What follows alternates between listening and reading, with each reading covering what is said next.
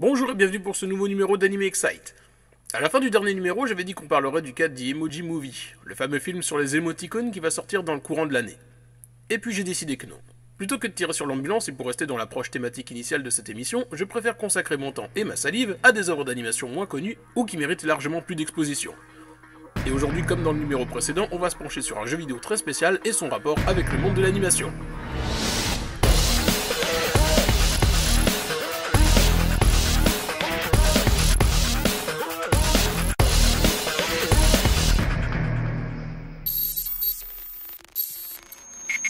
Everything est un jeu sorti en mars sur PS4 et disponible sur Steam depuis peu. Everything est une simulation qui, comme son nom l'indique, vous permet d'incarner à peu près tout et n'importe quoi.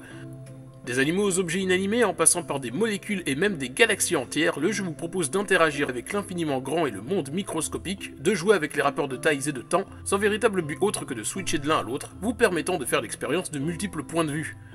Un concept foncièrement original qui n'est pas sans rappeler moult God Games comme Black and White ou même les Sims.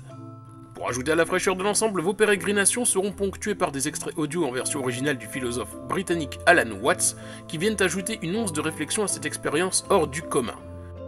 Et oui, car Everything est moins un jeu vidéo qu'une véritable expérience existentielle vidéoludique, nous invitant par le biais de son gameplay intuitif et de son graphisme unique à repenser notre place ridicule dans cet immense univers et le fait que nous y soyons intrinsèquement connectés.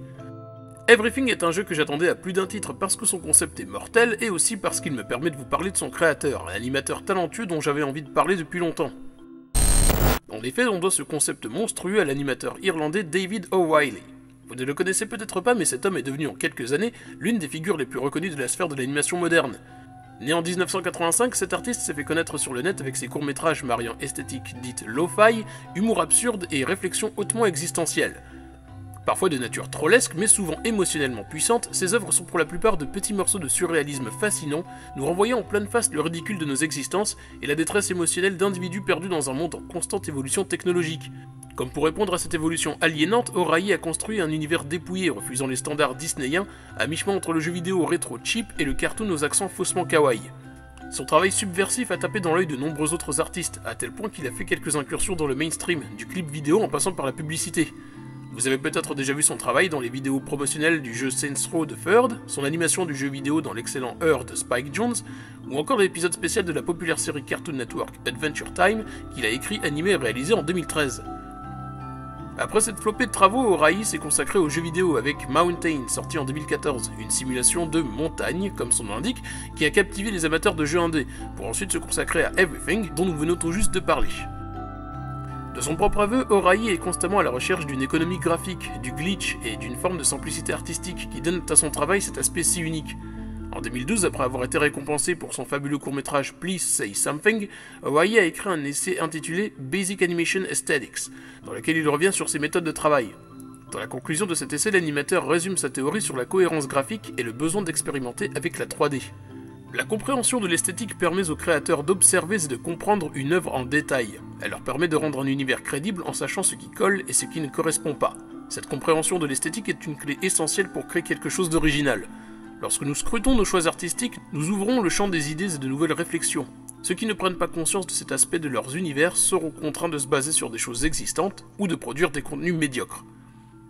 David O'Reilly est un auteur avec une vision singulière, parfois dérangeante, mais toujours stimulante, qui va à contre-courant de la pensée de l'animation industrielle, et comme tous les grands artistes, propose un challenge intellectuel à presque chacune de ses nouvelles œuvres. Je vous invite donc grandement à regarder tous ses courts-métrages, certains sont visibles sur sa page YouTube, à jouer à Everything, ou au moins à regarder les vidéos de Let's Play sur le sujet pour vous convaincre de la puissance du concept. Je vous recommande tout particulièrement son formidable court-métrage The External World, grand moment de what the fuck qui vous laissera avec pléthore de questions en tête, dont vous trouverez le lien dans la description de la vidéo. Voilà, je close cette émission sur cette recommandation, et aussi un petit message spécial. Je viens de créer une page Tipeee, qui, si vous ne connaissez pas, est une plateforme permettant de soutenir financièrement les créateurs d'internet. Si vous aimez cette émission, ce que je fais sur YouTube ou ailleurs, n'hésitez pas à faire un tour sur ma page et à adresser, si le cœur vous en dit, un petit don, le lien est en bas de la vidéo aussi.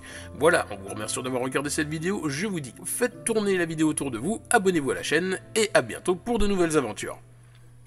Damn, that's a big hot dog. Make this a foot long. Give me some relish.